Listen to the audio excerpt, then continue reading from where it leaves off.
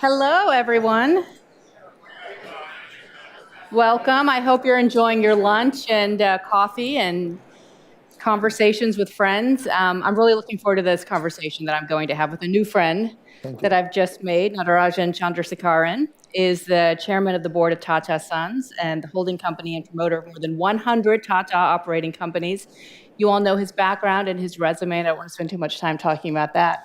That'll be a discussion in and of itself, but welcome. It's great to have you. Thank you.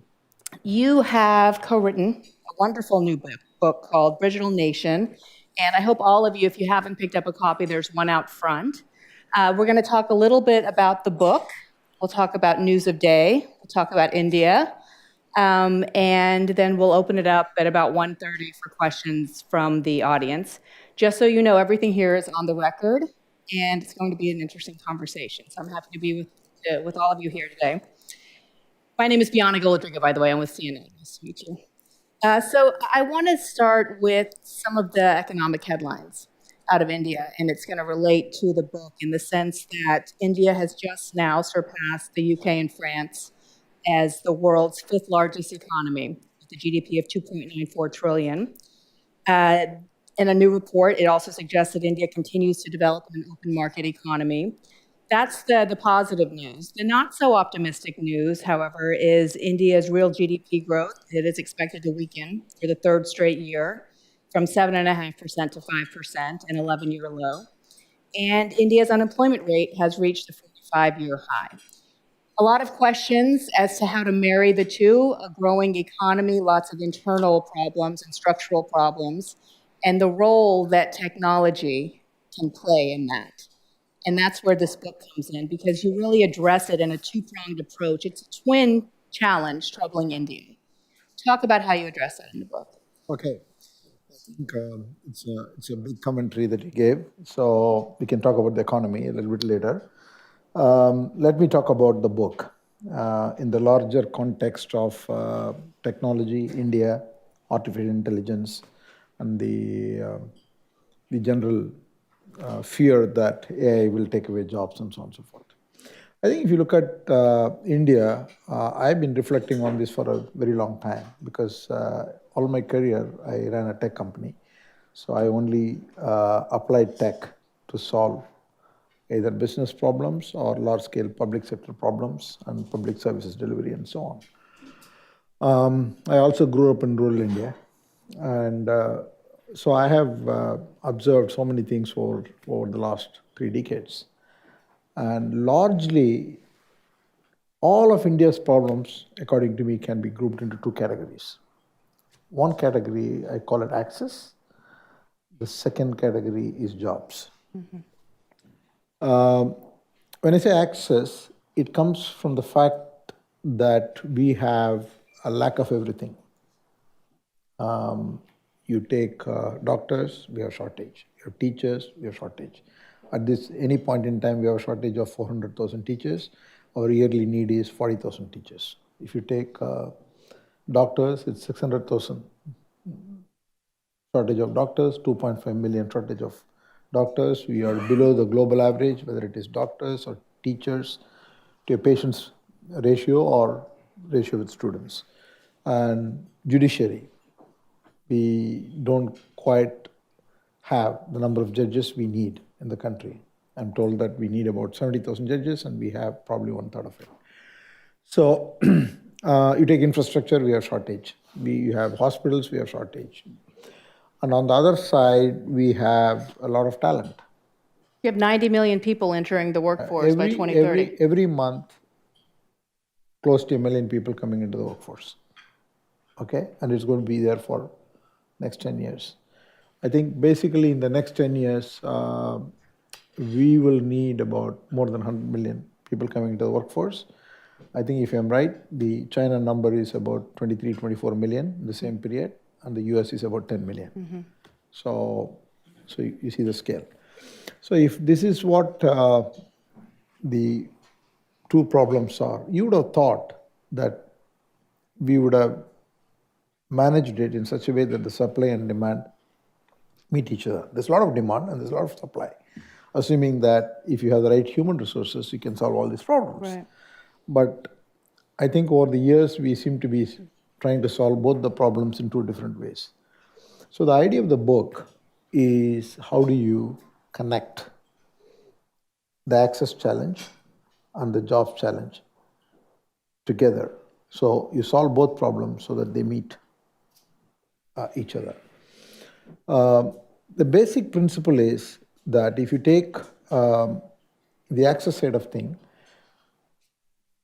you cannot solve this problem by putting more capital and going on to building programs which will take next 10 years and 20 years. If you go on a hospital building spree, or you want to educate more doctors by opening hundreds and thousands of medical colleges, it's not going to happen. So how do you use technology? So we started going about doing pilots. We did a healthcare pilot, multiple healthcare pilots. And to cut the long story short, some of the findings are, if you take an expert, the expert doesn't spend all his or her time on only doing the stuff that person must be doing. Most of the time they are doing work way below the expertise. Right. That's because the entire middle is missing. So we have people who are low skilled or no skilled, or we have people who are super skilled. And the middle, there's a lot of gap. So how do you use technology to augment the skill level of these people so that people can perform at a higher level? So that led to the theme that AI and machine learning and all the things that go with it, cloud and the entire digital stack, should be for all. It should not be elitist. Then you can empower people. You need to train everybody. Nationwide, we need to train 25, 50 million people, all on digital. And it's much easier to train people on digital than teaching them math and science and counting and reading and writing. So why hasn't that happened yet, in the sense that when you talk about technology and the role that it plays in the U.S. economy, we have an aging population here in the United States. So there's a real challenge as to people who are older, training them under certain technology, as we've seen advancements continue over the years. India has a very young population, about 700 million under the age of 30. That's twice the size of the United States. That's just under 30. One would think, in theory at least, when it comes to exporting technology and training technology to a younger section of the economy and workforce, that would be easier. Why hasn't there been any inroads made there? The problem is that we start comparing the deployment of technology the same way with India and the US. That's where the fundamental problem lies. There are two different markets, two different problems. In economies like the US, you have aging population, so you use technology to replace people. Your usual video is about a robo walking in the snow. Job killer, right? The AI Right? job killer, right? And so that's your metaphor. And second thing is, you use technology to drive efficiency. You want to drive productivity in a market which is not growing, in an industry which is capped out on growth. You need to take cost out, so you apply technology to take cost out.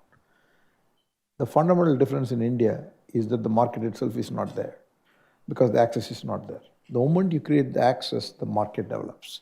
So technology should be used to develop the market in an economy like India. Whereas in an economy, in advanced economies, it is for driving efficiency. So this is the fundamental disconnect. So it's a unique situation we're talking about. All with India and developing countries. Developing countries, the market will get created by the deployment of technology. Whereas here, the market is being driven to be efficient with the use of technology. So what's the barrier now, if in fact you can introduce, technology access. on a mass scale? So how do you train all these people? How do you, one is teaching, another one is how do you provide access? So you need digital solutions. And we did a pilot and it works. We can talk about that. It does 2-3 things. One is that we are able to shift the work down dramatically. So the experts have so much time that they can attend to only the expertise that they have wherever they have to apply.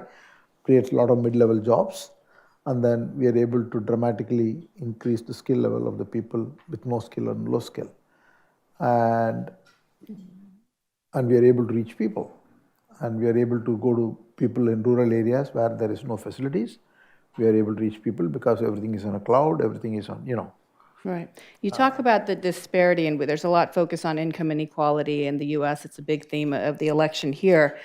It's on a much larger scale in India, and income inequality throughout various states in the country. Is that getting worse? And how do you expect some of your suggestions and the role of technology to hopefully help overcome the disparities? So it's not getting worse. In fact, I'm very positive about India, so we'll talk about that. Good. So I'm not a negative guy on India. So now I think it's true that the inequality is there because our per capita income is close to $2,000, but we have a state in the south which is $9,000, and we have a state in the middle of India which is $600. So that's the kind of disparity that you see. So, but fundamentally, if you are able to train people and empower people using technology, and if you can let them know how they can use these tools, you can solve the access problem. The moment you solve the access problem, market opens up. So, healthcare can be solved, education can be solved. We talk passionately about small and medium enterprises. All our small and medium enterprises also suffer because they are very unorganized. See, the other distinct difference that you should keep in mind is that in the US, you are 100% formal jobs. First time you're getting used to informal jobs due to gig economy. Gig economy, right. We are 80% informal jobs. Okay? We are a country with people doing their own thing. And what this will do is to drive the formalization of jobs at a dramatic pace. If you formalize jobs, automatically you will see an uplift of minimum 15% in the benefits to people. And that will improve the quality of life, that will give them access, that will increase the consumer spend, that will grow the economy. Well, another challenge to the economy is getting more women into the workforce. Currently, only 23% of eligible women are in the workforce in India, and a lot of the issues that we've just been talking about really can't be addressed unless you start to see more women enter, correct?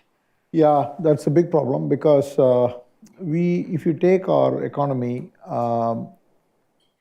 almost half of the people, only half of the people have secondary education. And we have about 120 million women out there who have the secondary education, but only 23% of them work. And also the problem is that this ratio is coming down. It was 27% and it's come down to 23%. So why is that? I think there are lots of different reasons, and generally Indian women do a lot of miracle work, right? Because the facilities are not there. There are so many things that they carry. So most of them, once they get married and then decide to have children, after that they don't come back to work. So it's a lot of dropout ratio. So a lot of facilities need to be created, a lot of policy frameworks have to be created. Actually, some of the things have been done, but still the execution is a problem. Many of our policies are right, but then they're not implemented the way they're intended to be implemented, or they're not adopted the way they are supposed to be adopted. So unintended consequences, perhaps. Unintended consequences. I want to go back to implementing some of your ideas in the use of technology in healthcare in particular.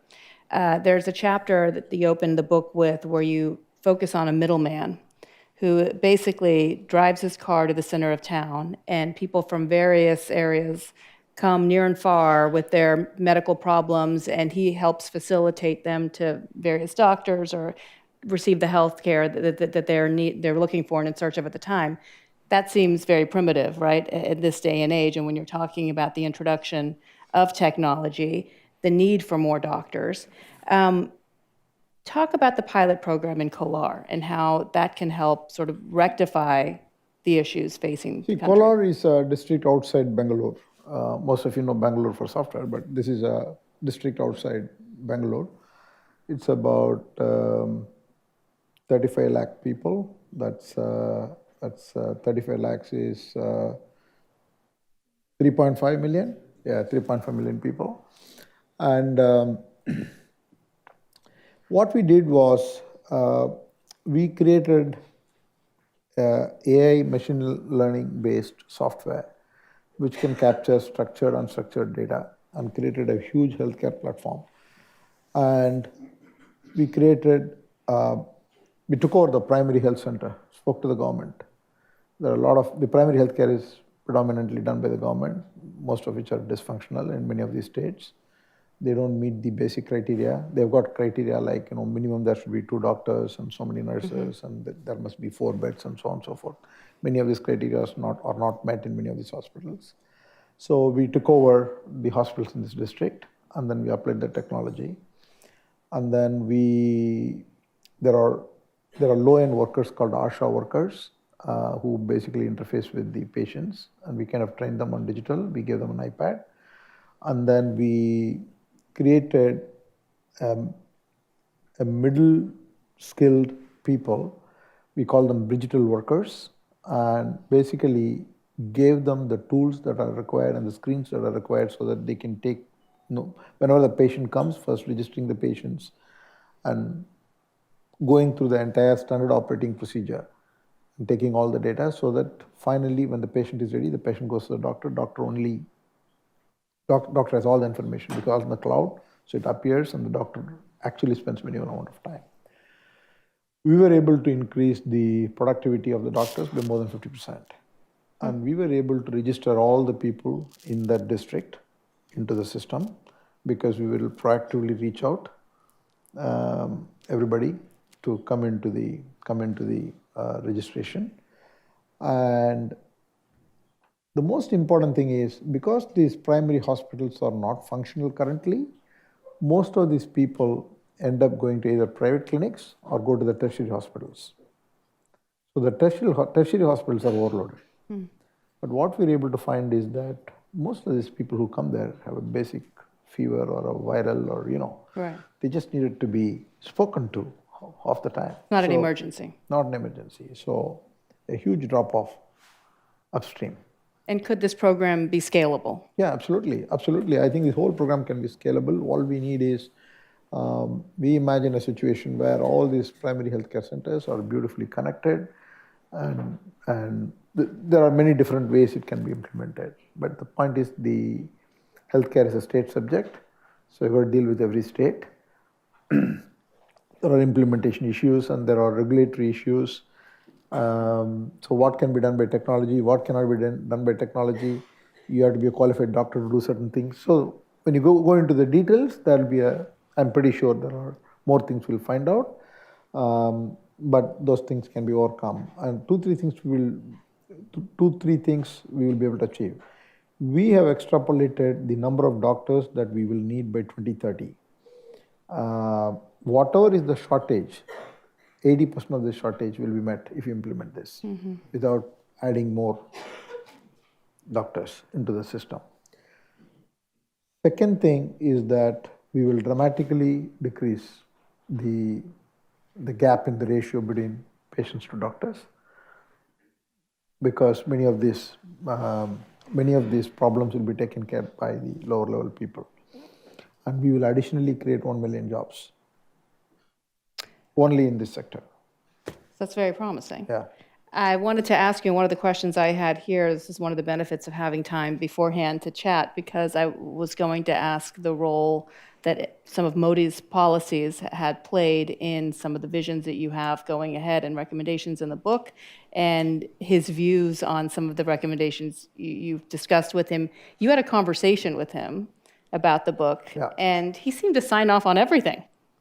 I think, it was another meeting. At the end of it, I presented him the book and I spoke about the themes.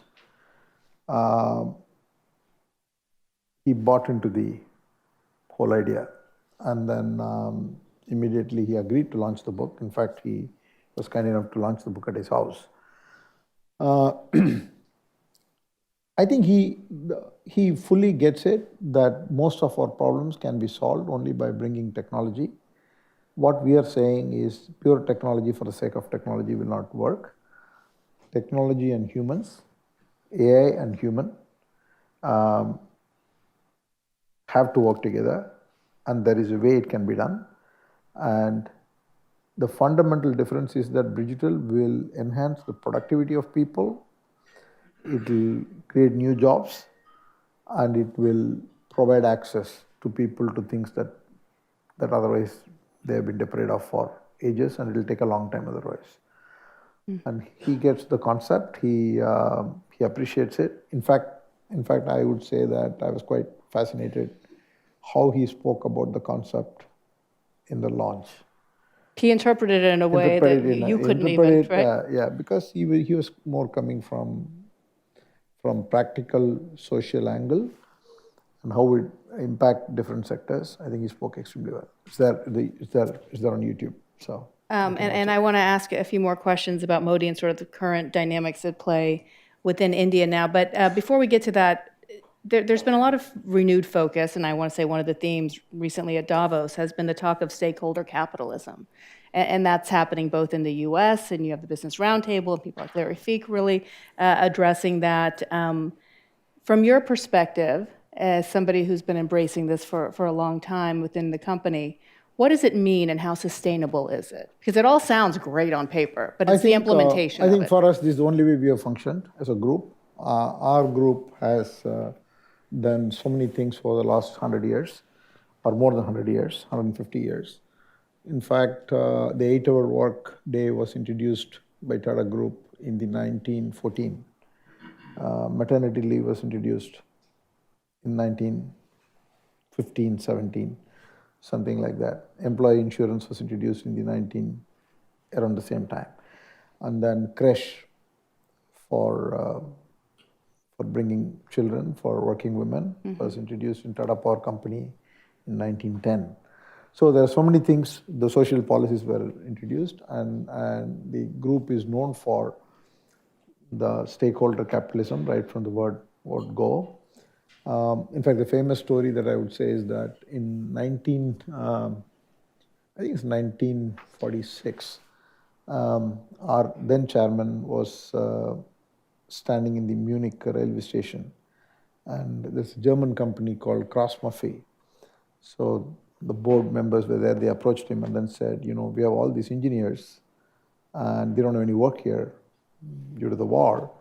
Can you take them with you? You just give them some good work, and they'll be very happy, and you don't have to do any other thing. And then 1948, post-independence, they got a letter from the Tata Group saying that now that we can pay you how much we should.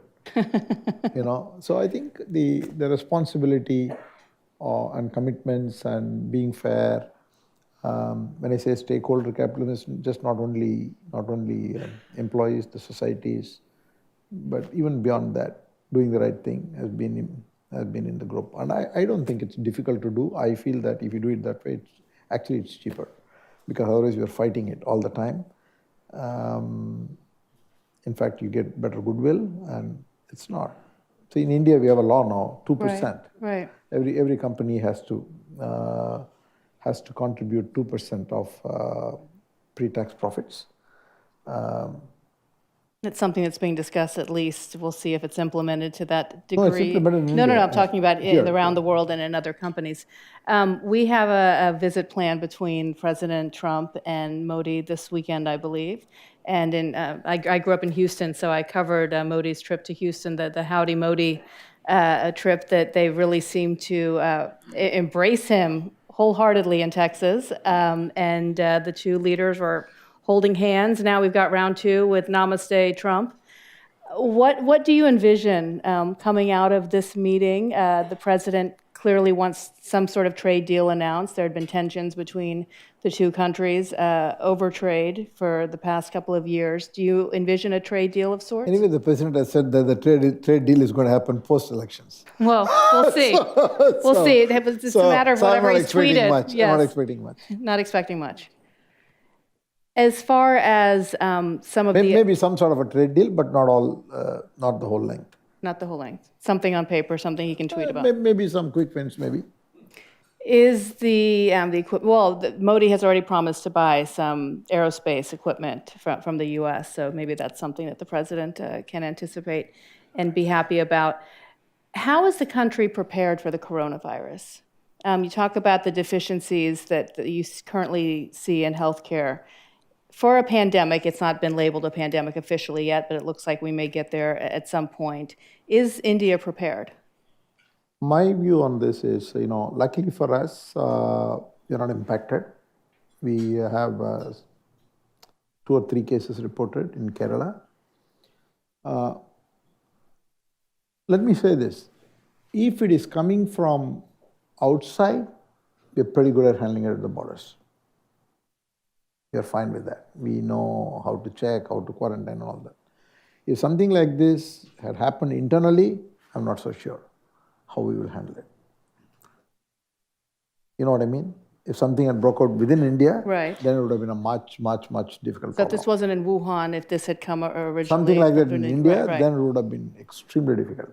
But from now in anticipation coming from outside, they're pretty good at handling the borders. Okay, because it's interesting that neighboring Pakistan has told those residents that are in China right now to stay there because they are not equipped to handle. India brought a lot of the residents Indians, home. and then they have got facilities and those things, yeah. And last question before we open it up to the audience, and I know this is a sensitive topic, but it's about internal domestic turmoil within the country now. We've spent a lot of time talking about the economy, but it'd be remiss to bring up some of the nationalism that this party, BJP party, and the president is accused of fanning throughout the country, whether it be anti-Muslim, whether it be what's taking place in Kashmir, some of the laws that are being introduced. From your perspective, is it worrisome? Are you seeing an increase in nationalism tendencies from the administration? And as a business leader and as a citizen, does that bother you? See, increasing nationalism is everywhere. It's not only India. Yes, definitely. It's a global problem. But I think the way I look at it is there are 2 or 3 tacks I have on this one. First is, as a businessman, there are always these kind of things going on. Okay, I mean, if you take when I was running TCS, there will always be something on the H-1B visa. And probably the maximum number of questions I used to answer, I've ever answered in my life is what's going to happen to you? Will you go down because of the H-1B visa? This is the maximum times I've answered the question. So similarly, all these issues will have their own implications, which as business people, we've got to handle it in such a way that our employees, our other stakeholders, everybody's interest is totally protected. Mm-hmm. That's one side of things.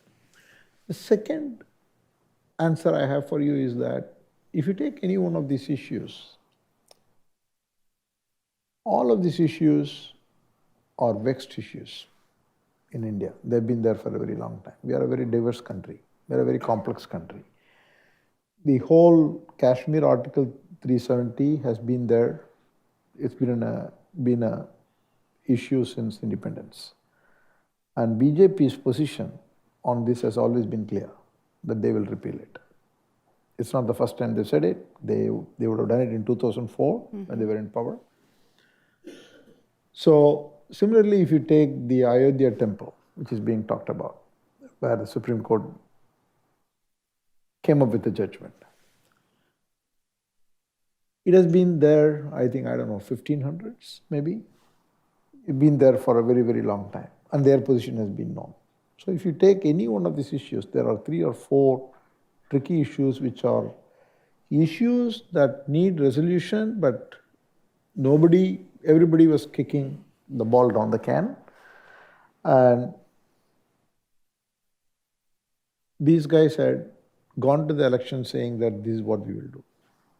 So you don't see it bubbling to some point of, Okay, so that's the way they are handling it at the end of the day. So if you take a Kashmir thing, there will be always two schools of thought. There will be people who will say that the way they've gone ahead, some people will say that three views actually. Some people will say it's wrong to repeal Article 370. But what's the alternative? They wouldn't say. I'm not taking for or against, Right, you're but just at laying least it what out. I'm saying is that this one, what it does is puts it very much part of India. Right. It's not like there is a special status. So that's the other side of view. The second aspect, if you look at the same 370, some people say what they did is right, but they could have done it differently. So these kind of criticisms go on. But my point is that if these issues can be resolved, and every country wants to secure its border. So the third implementation is all about securing securing your border, saying who is your citizen, who is not your citizen. There's going to be it's a very complex affair. In each one of these, there are points of view. I think my view is that as long as these things are done in a way that everybody is carried along, because there is never going to be a situation in all these issues where you're going to have consensus. But from my point of view, where I stand, I'm not for or against each one of these, but I'm more interested in ensuring that my ecosystem Remain stable. remains stable. And you, from a forward-looking Yeah. perspective, Yeah. you envision that it will. Yeah. One final question before I open it up, sorry, and that's just about technology and obviously the embrace of it, and you're proposing more of it being implemented throughout the country as a necessity.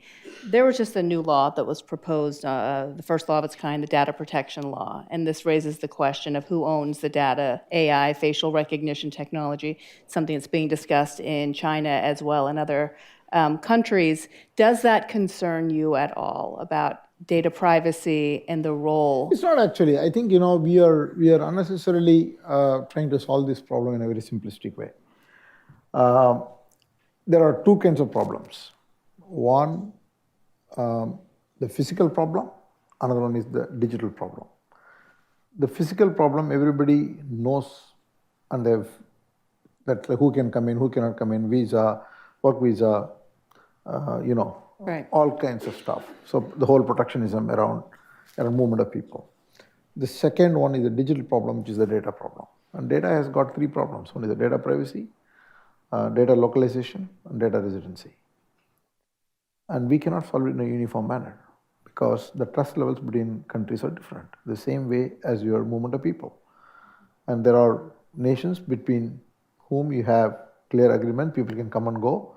There are nations where you don't have that comfort. Same situation in data. And it's going to be very hard for companies because companies would like to have single database, single cloud. And it's not going to happen. To get over it.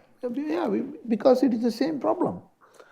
It'll be very good for me, with a US passport, probably you can travel to so many countries that I've had situations where I've invited US guests, they forget the fact that they need a visa in India, and they will land up in India and find out that they don't have a visa. Right.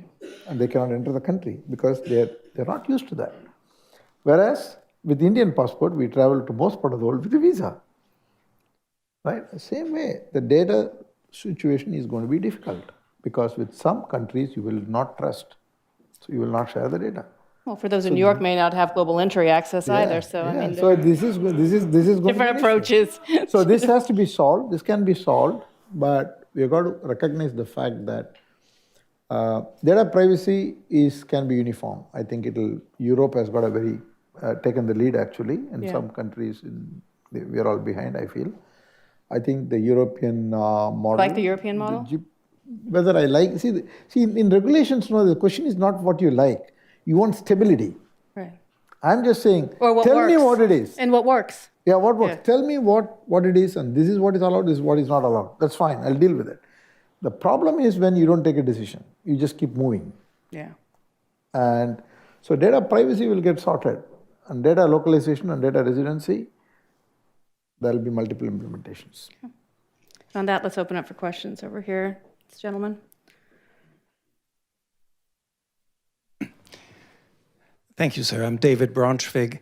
The title you chose for your book is reminiscent of the book that by far was the most successful one published by the Council on Foreign Relations, Startup Nation. Having read cover to cover your book just before the session started, I understand, also based on your comments, that your focus is very different from that of Dan Senior. It's much broader. Yet, the question of radical innovation and what does it take to foster radical innovation is well posited in Dan Senior's book. In Israel, in California, and to some extent in Cambridge, England, you have an agglomeration of people from different horizons, speaking different languages, immigrating from different countries. And according to the consensus, if you want innovation, which is not necessarily the topic of your book, I understand, you need to attract talent from different parts, different cultures, different languages. My question is, do you feel that India is doing enough for that? And what would it take for India to create ecosystems of different people coming to India for innovation? I think, I don't think that's the problem. The problem is not that we are, if at all there is one place which is most diverse, it's India. I mean, the diversity is just so huge, even within the country is so huge. And attracting people from different parts of the world, from a legal perspective, I don't see a problem. The problem is going to be whether we have the enabling infrastructure. So our problem is execution. I keep saying it. We can't solve all problems by policy. Our problem is execution. Even on a very clear-cut policy, we have so many interpretations in execution. Struggle on execution. And we've got to execute better. That is my view. And also we have this huge gap, and so many people need to be skilled and so on and so forth. See, if we can do skilling in a grand scale, and we can take digital to people, rather digital to people, innovation will happen. See, we did another pilot. We have a pilot. Do you know Kumbh Mela? Have you heard of Kumbh Mela? So, about 5-6 years ago, there was a Kumbh Mela in Nashik.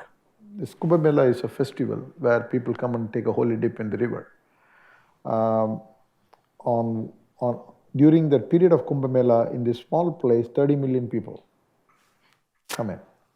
So we created a small innovation center called Digital Impact Square. We thought we will foster innovation with the local community, partnered with the MIT Media Lab.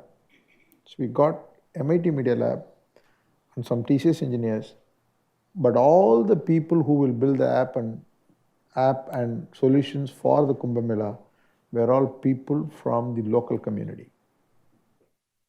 So in preparation for that, we were able to teach them some skills. You won't believe the number of apps that they built to solve problems. They came up with some wonderful solutions. For example, if an area is going to be crowded, they will put a mat with some IoT. So they will count the number of people crossing. And they were using cell phone towers to identify the area which is populated. I was just fascinated with the number of apps that people were able to build. So I think innovation will come, but our innovation is it's not that it's not happening because there is no diversity of talent. It's more the infrastructure is not there. And in fact, we go to the extent saying that the innovation should not only happen in IT industry and tech industry. We need that ecosystem for small and medium enterprises. We need innovation clusters. We need it for textile. We need it for every single industry. And there are pockets in India. There are different zones. uh, where these small entrepreneurs are there, but they all have infrastructure problems. They don't have access to capital. The guy will need a small sum of money. He will need about 60 crores, what, I don't know, $1,000 or $10,000 or something like that, or $10 million or something like that. But the point is that he can't get the loan because he doesn't have the papers. And without getting the loan, he can't get the papers. I mean, it's so many, we talk about that, a particular case, the example of a guy called Amit, we talk about it in the book. So our problem is slightly different. We just need to execute. These policies are there, this money is there, but it doesn't reach the right people. So we've got to execute better. Right up here, Frank. Chairman, thank you, sir, for a very, very interesting, presentation. And those of us who have not had a chance to read the book have a treat in front of us. I'm really pleased you're here not only to present the book, but as the representative of the great company of Tata. Yours reputation precedes you in as much as Tata has always stood for values, human values, and you've described them today in your opening or in the last question you were asked. But you've also stood for an open, competitive Indian economy in which private enterprise is in the front row and in which India competes and brings it. You've incubated foreign enterprises over the years and brought them to the Indian table when that was not fashionable. So where is India today? Is India a nation that is going to continue to open its economy? Is it going to retreat from or enter into international trading arrangements? Is India going to maintain a heavy state-dominated industrial and service system? Where is India going? What is Tata perspective? A great question, Ambassador. I think from opening up of the economy perspective, I think we are on a road that we cannot go back. So I think it will just get increasingly more open and more open. That's the way it will happen. I don't think there is any move to retreat on any step. They will open up more sectors. Some sectors, obviously, there'll be a lot of sensitivity. We can talk about any specific sector. To the extent I know, I'll be open enough to answer. But I think I am bullish in India for many reasons. I think our cities are urban, our country is urbanizing. Our consumer class is growing. We contributed only about 5% of the world's middle class, and we will contribute to be 1/3 of the world's middle class by 2030. So there are a lot of statistics to back up, a lot of data to back up. But there will always be situations where the growth is not going to be like this. There are always going to be years which are bad due to any number of reasons. Even now, the current situation where there's a lot of criticism about the growth dropping. Some are due to issues that we anyway needed to solve. We've had lots of issues in terms of leverage, and these things had to be corrected. And first time we have a policy to correct it, like the bankruptcy code. Previously, we didn't even have a situation to correct these things. But could it have been corrected faster? The answer is yes. Are we moving at the pace at which we should be moving? The answer is no. Can we do things better? Yes. GST is a great vehicle? Yes. Has it been implemented smoothly? No. So I think if you take our recent history, I would say the direction is right. Sometimes the velocity is frustrating. Okay, so I'm of the view that the trends are absolutely irreversible. So there will be a lot of growth. Whether it will all be uniform, whether we jump to 8%, 9%, 10%, I mean, I cannot say. We've got to execute better. We've got to execute better. I'll keep saying this, execute, execute, execute. If you can bring a lot more execution, and certain times, maybe we are doing things faster. In certain areas, we've got to go slower because you can't, it's a big machine. You can't do too many things at the same time. So that's what we have to think through.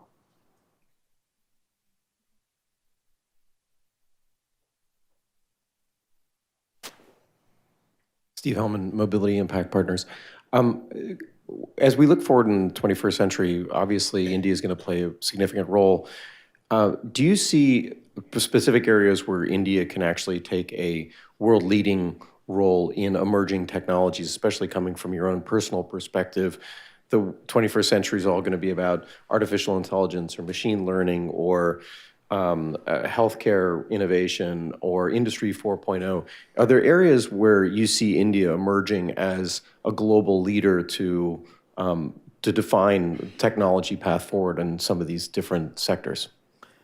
Absolutely, I think there are tremendous possibilities because if you really see, it's not that we cannot execute. We have done some of the most fantastic programs. Our income tax filing, if you see how the income tax has been completely digitized, techified, is just one of the fantastic platforms.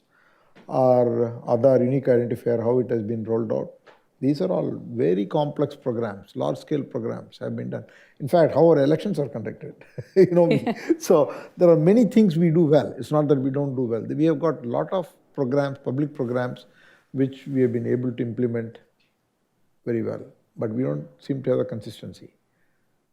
Sometimes we don't execute well. I think with all the skills we have in technology, we've got to recognize 2 or 3 basic facts. One is, if all our problems are going to be solved, it's going to be solved only using technology. We neither have the resources nor the time on our side to do it any other way. We have to go all out, whether it is healthcare, whether it is banking, whether it is tourism, everywhere the ecosystems have to be developed using tech. Everybody has to adopt technology. And we've got to believe that adopting AI, machine learning, and all the technologies will in fact create productivity, will in fact create jobs. And we should not fall prey to this question that we create fear in people so that the unions get very worked up. Tech will come, our jobs will go. That mindset should be completely eliminated. The third thing is that we have shortage of everything. So we've got to get the utilization or sweating off everything that we have to the maximum. We cannot afford to waste anything. So if you take many of our sectors,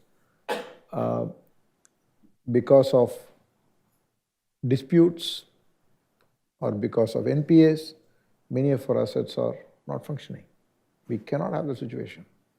We've got to solve these issues fast, and we've got to get every asset to perform. So these are some of the things that we've got to do. But where we can take leadership, I think if we solve the healthcare problem, you have a problem in this country. Okay, I don't think that you are going about it in a very easy way. So whether it is the West or whether it is other developing countries, India can produce a model. Education. Many of these sectors, we can create technology-based solutions which are very, very forward-looking. Because the advantage we have is that we don't have an existing legacy in many of these places. Or even if we have, it's really too old a legacy. If it is a legacy that is functioning, then you have a problem. You cannot leapfrog. Yeah, we could use some help with some of our apps here, as we've learned over the past couple of months. I think there was right here.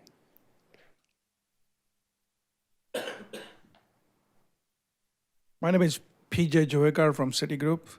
So my question is on the US-China trade war. Although the phase one was signed, it looks like there is going to be trade tensions for many years to come. So can India take advantage of that? What can India do? And secondly, related to that, how is the Make in India program going, that campaign that Modi started, in your view? I think some of these things you have to take advantage of, but none of these advantages are going to be 1 month and 2 months cycle. Okay, for example, this whole coronavirus thing has impacted pharmaceutical sector in a big way. We understand that some raw material that's required for producing paracetamols and all that, its only source is China, globally. There are certain medicines in India have gone up by 40%, 50%, 70% in the last 1 month. Because if that stock runs out, I was talking to one of the pharmaceutical companies, they told me that, they just have to stop because you cannot source it from anywhere else. World over, they are dependent on China. So there are things like that which, India can take advantage of, but none of this can happen in 3 months' time. Okay, there is a trade war, so what can we do in 2020? It cannot be. You've got to have a plan. The world will recognize that it's not good to be dependent on one nation like China. So if you have a value proposition, absolutely you can create an industry in manufacturing, in pharmaceutical, in every other industry. But I believe that there is a huge domestic market in India. I think we've got to address that. Even if you take tourism, we get 10 million people. Hawaii gets 14 million people. Come on. Right? So the huge opportunity that the tourism need not be from international travelers. It can be even domestic travelers. So there are lots and lots of opportunities for us to address. But we've got to stay with it, and we've got to implement. Do you, going to the trade question, do you envision that the U.S. and India... It's going to be a long-run process. And the preferred trade nation status, do you think, how significant is that for the U.S. Preferred trade nation status that was taken away by the U.S.? Do you envision that in whatever deal comes out of Trump's trip to India? It all depends on the detail, right? It all depends on the detail. I know the top 3 issues, what India will want and what That's part of the US China will problem want. too, right? The details. But the top issues cannot be solved in one day. So we've got to figure out a way of doing 10 other things work. We have a very good US-India CEO forum. I chair the India side. So the business people from both sides want to make a lot of things happen, and we meet informally also.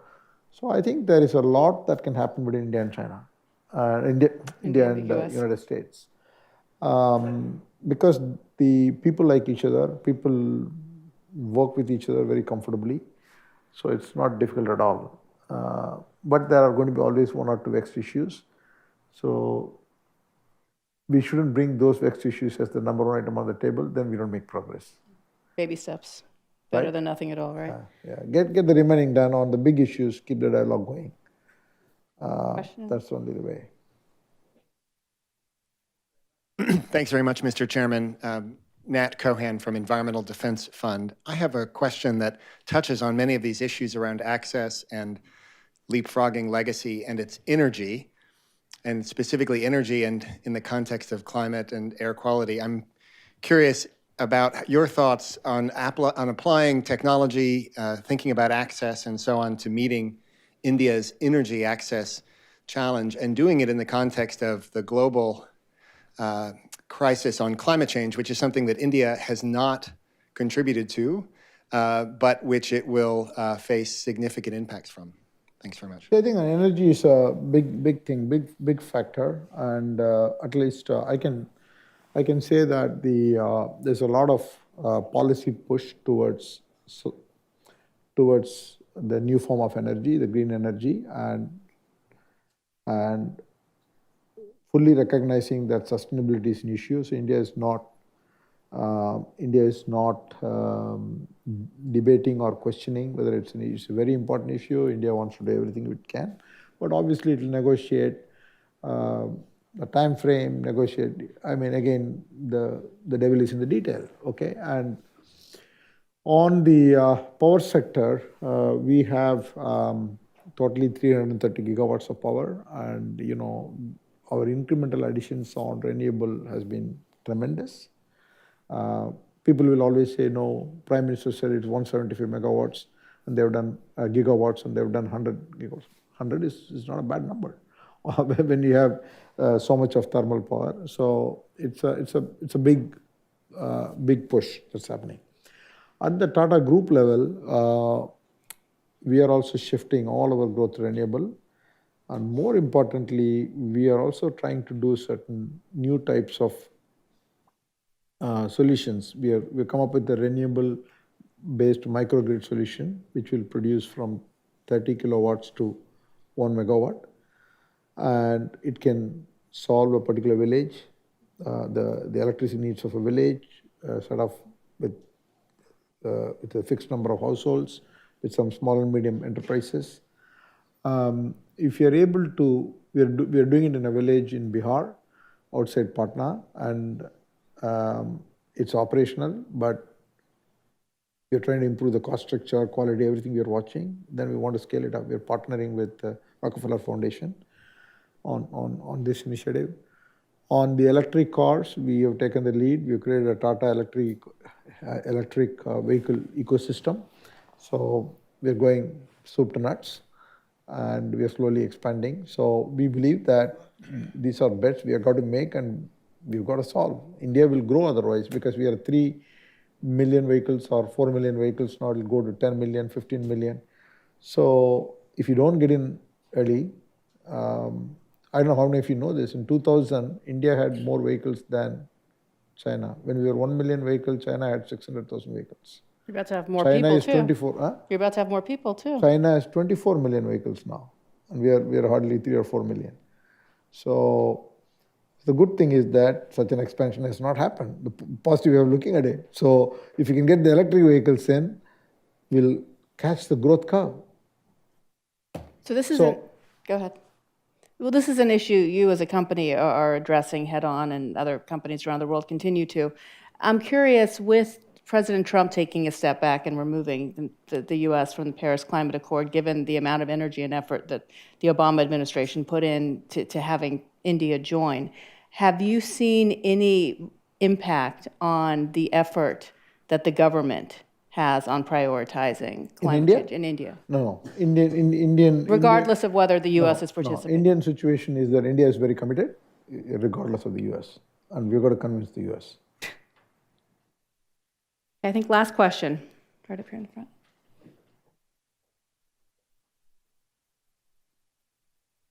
This is Narsi from TCS.